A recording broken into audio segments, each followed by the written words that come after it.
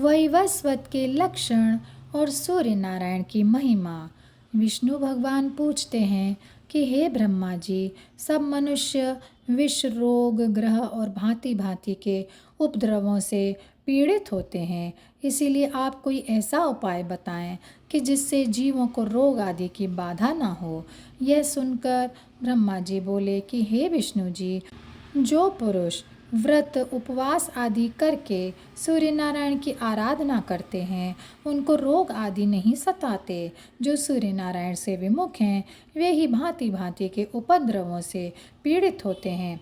सूर्य नारायण के भक्त पर सब ग्रह सौम्य दृष्टि रखते हैं।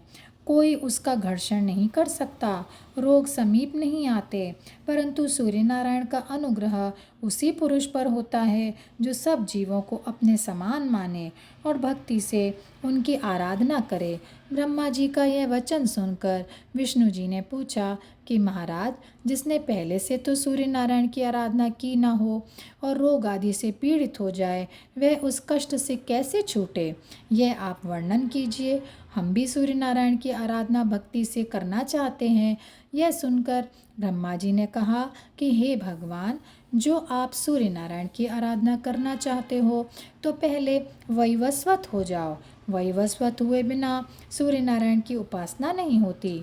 मनुष्यों के पाप जब क्षीण होते होते थोड़े शेष रह जाएं, तब सूर्य नारायण और ब्राह्मणों में भक्ति होती है, जिससे पुरुष मुक्ति पाता है। अब आप भी वैवस्वत हो, सूर्य नारायण की आराधना करें। भगवान ने पूछा कि हे ब्रह्मा जी, वैवस्वतों का क्या लक्षण है और वैवस्वतों को क्या करना चाहिए, यह आप कहें। तब ब्रह्मा जी कहने लगे कि हे विष्णु जी, मन, वचन, कर्म से सूर्य नारायण का भक्त हो जाओ और जीव हिंसा कभी ना करो।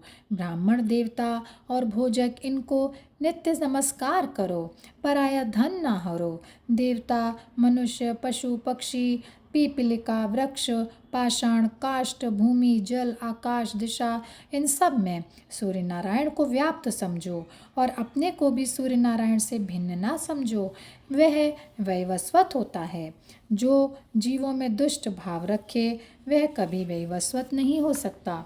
जो पुरुष न किसी से प्रीति और न किसी से वैर रखे, निष्काम हो, भक्ति से सूर्य नारायण की आराधना करे, वह वैवस्वत कहलाता है। जिस उत्तम गति को वैवस्वत प्राप्त होता है वह योगी और बड़े बड़े तपस्वियों को भी दुर्लभ है। जो सब प्रकार से सूर्य भगवान का दृढ़ भक्त है वह धन्य है। वह नीच कुल में भी उत्पन्न हो तो भी उत्तम ही होता है। भक्ति से आराधना करने से ही सूर्य नारायण का अनुग्रह होता है। बाहर के आडंबर से कुछ प्रयोजन नहीं।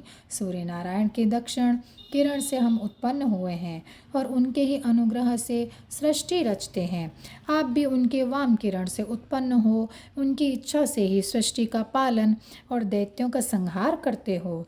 इसी भांति रुद्र, इंद्र, चंद्र, वरुण, पवन, अग्नि आदि सब देव सूर्य नारायण से उत्पन्न होकर ही उनकी आज्ञानुसार अपने अपने कार्य में प्रवृत्त हो रहे हैं। इसलिए हे भगवान, आप भी उपवास, पूजन, जप आदि से सूर्य नारायण की आराधना करो। सुमंतु मुनि कहते हैं कि हे राजा शतानीक, ब्रह्मा जी का यह वचन सुनकर विष्णु भगवान सूर्य नारायण की आराधना करने को शाकद्वीप में गए और वहां जाकर भांति भांति के उपचारों से सूर्य नारायण का पूजन किया और नाना प्रकार के भक्ष्य भोज्यों से भोजकों को संतुष्ट किया। इस प्रकार बहुत काल सूर्य नारायण की आराधना कर उनके अनुग्रह से सब देवताओं में श्रेष्ठ हुए। हे राजन, आप भी सूर्य नारायण की आराधना करो, जिससे सब तुम्हारे मनोरथ सिद्ध हो जाएं। इस ब्रह्मा जी और विष्णु जी के संवाद को जो श्रवण करे वह भी सब प्रकार मनोवांछित फल पावे और अंत समय स्वर्ण के विमान में बैठ गोलोक को जाए और वहाँ देवता, गंधर्व और अप्सराओं के साथ विहार करे। और यहीं पर यह अध्याय समाप्त होता है। हे सूर्य नारायण, हे सूर्य नारायण, हे सूर्य नारायण।